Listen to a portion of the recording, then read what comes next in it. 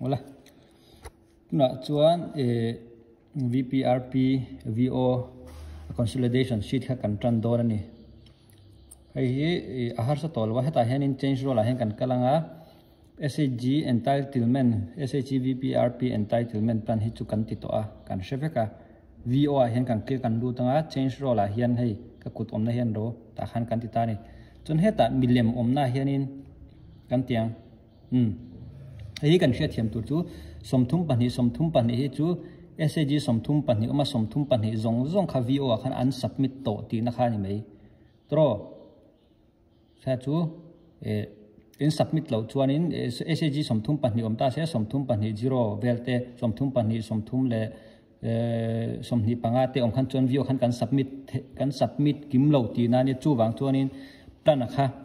engma kan siam thei ri lo consolidation kha ranking engma kan pa thei lo achan chu VO an submit lo wang khanin chon hemi zo hianim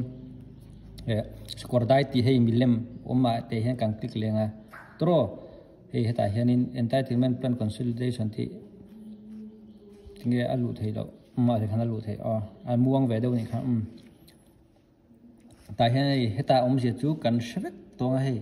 kan huwa job card man rega job card chu in nei vek to diran om lo 0 SBM chu diran om hei heta he chu SAG a plan kan siam kha ta hian VO kan submit kha lo lang ta chiani hi ranking kan pe ka ngai ranking a enga hian ranking kan pe ang tro ke chu ranking hi chu keima chun ka pe lawanga kum tuanga hianin hemi aum zia zel thi ka lo se siang kum tuanga hianin beneficiaries pakhat omta omagya po pakhat ainona po pakhat beneficiaries kan ti chuan khami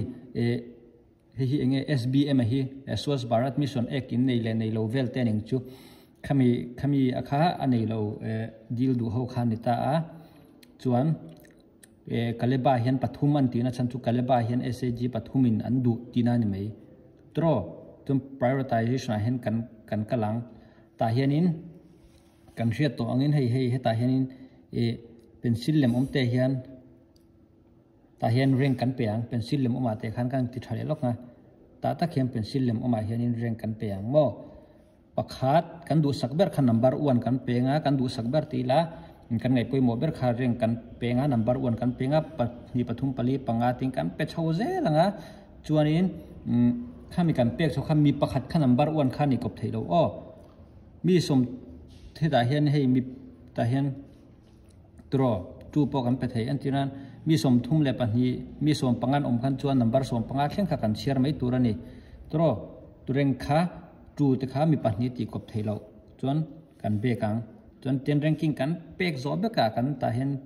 prioritization ti a lo lang to longa save a lo lang to nga chuan back le chin pila khami zo khan ti khan duan ka back tam ma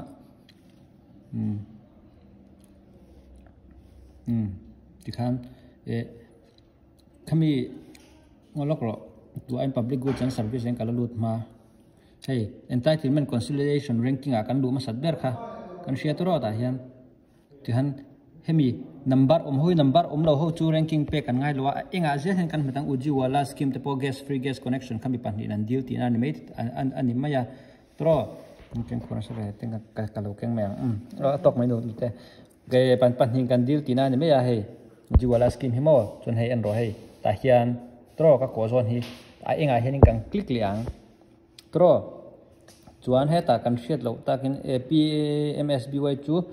insurance kan ti to kha chuan PMAYG kha chu instruction puina hi ta hian mi som pariat nan deal ti na ria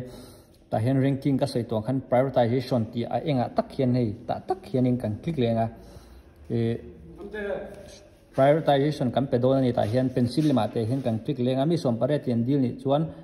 ti hian pakhat kan penga number som pariat thleng kha kan click mai tur ani kan sei to khan number kha tu ma kha an ni kop theilo som pariat thleng kha ni chu chuan ta kan back leng amuang lu to do an ka lo back rang le thina chuan ta hian khami kha engkim kan zo huna ka du an ka back thui le kan submit thuna engkim kan ti pa kan final save vek to huwa public goods a hin kan lut leng public goods kan ti ho chu du an ka tirang le thin ta hian kan ha kang nga pe kha do thei kha ngai phone muang bok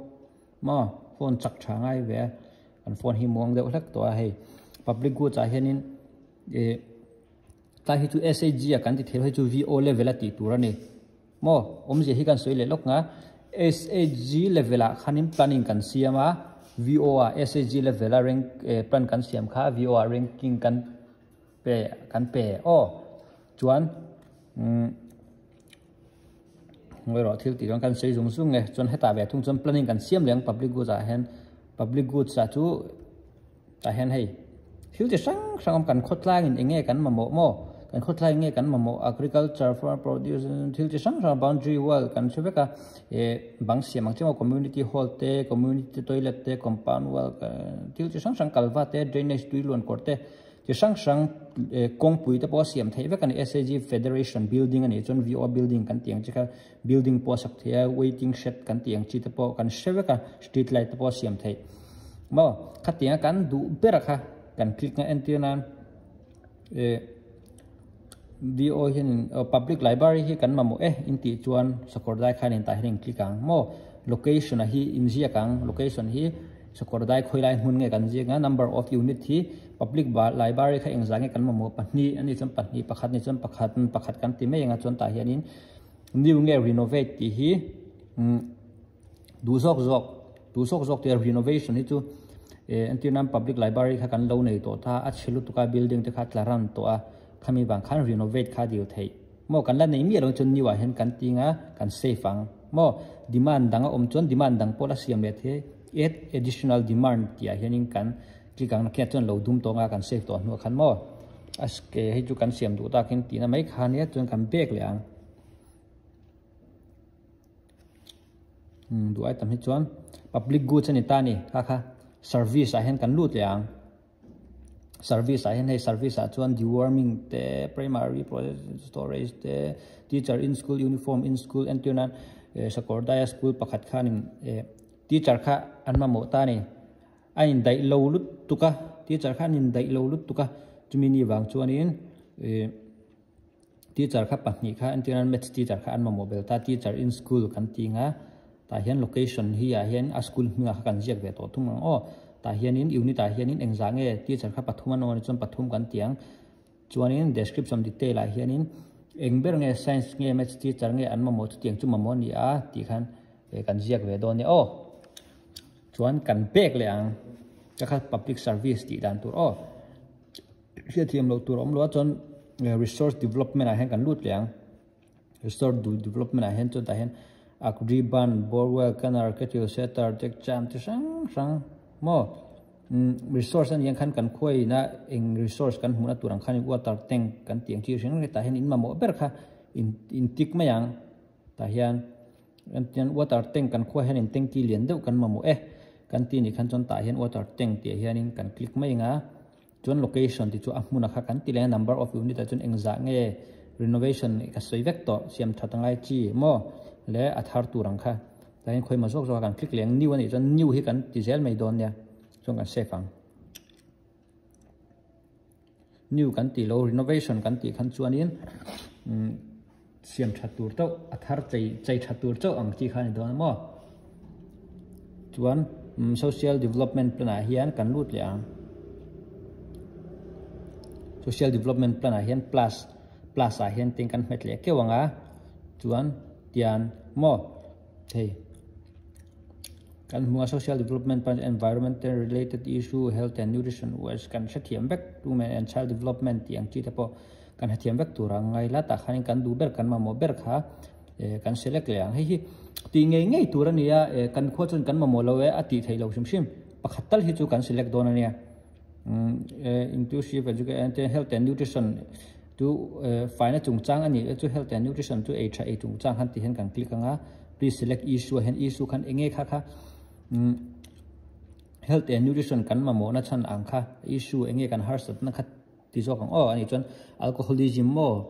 zuatama any other issue te covid vaccine hesitancy covid vaccine an laula kan lauti nang chi zong te kha mo health and issue health official na kan ma mo chana kha mo lack of clean drinking water ti chu tui thiang him in tur kha omlo ti na ni mai ta ni lack of clean drinking water chu kan click chuan in ta hen nute please in lo attend tor o ani trap tong hei kalam han si lo mo hei chuan ta hian kan tia chuan number of people affected mo number of people affected ti je chu thatewin lo ngai tharo khami tui thiang hlim in tur nei lo khami engza nge ni mo sakorda ya khan mi engza nge tui thiang hlim tui tha in tur nei lo kha om ti kha number zat mo number zat som thum le paron thum ruk mo ti han kan ti me yang chuan require fund require a hen chuan ta hening kalu tor si lo nga cho kan tin chi request saves ka save pal poi lo kha chu kha chu du le lo ka save pala ma ha poi lo turanga la fund require chon yes tur khami chung cha khan poisa kan ma mo em